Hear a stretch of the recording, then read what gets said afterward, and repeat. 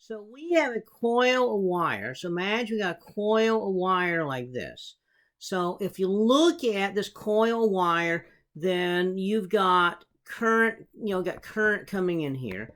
And so I got current coming at you, away from you, at you, away from you, at you, away from you, at you, away from you, at you, away from you, at you, away from you, at you, away from you, at you, and away from you.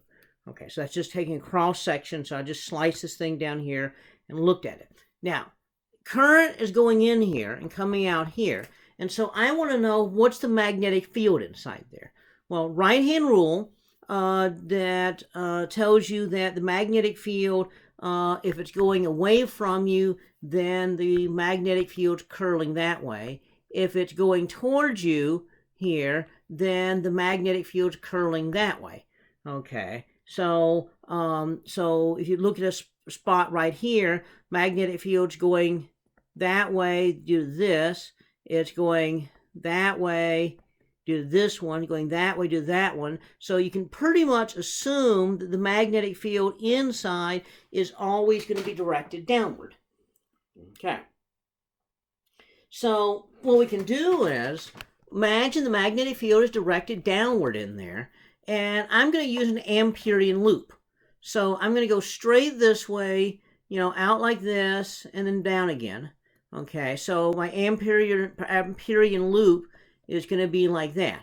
Okay, now I know that integral B dot dA equals mu naught times I enclosed. Okay, so,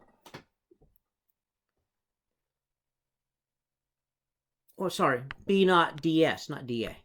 Okay, so anyway, so that's gonna give me this relationship right here, and so this comes out to be integral B dot ds on side A plus integral B dot ds side B plus integral B dot ds on side C plus integral B dot ds on side D. Okay. So what looks like an integral turns out to be 4 integrals. Well, the nice thing is, because the magnetic field inside, if I stay the same distance and go straight in here like that, the magnetic field inside is going to be constant, so it comes out of the integral. And so that's just going to be B times, we'll just call that Y as that distance right there. Okay, what about this integral here? Well, if the magnetic field is down on the inside, it's going to be up on the outside. That means it's perpendicular to the motion. Dot product is 0. Okay, likewise, it's going to be 0 for the top side up here. Now, what about the far side? There's nothing that says my Amperian loop has to be very small. So I can make the other end of it really, really far away. So how strong is the magnetic field really far away? 0. Okay, so so that means that this integral B dot ds equals, mu naught times I enclosed is now simply going to be equal to B times Y equals mu naught. Now, back to my loop. I had several of these in here. Okay, so it wasn't just I went through several times. So I'm going to call this N times I, because it goes by N times. Okay, so the magnetic field is now going to come out to be equal to mu naught I times N over L. Well, N over L is this quantity that is the number of turns per length.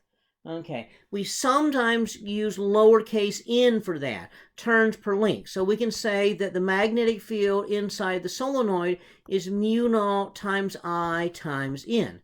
Now, notice what we got out of this. Magnetic field, mu naught is a constant, I is, well, that's the current, and n is just how many times per distance it's turning.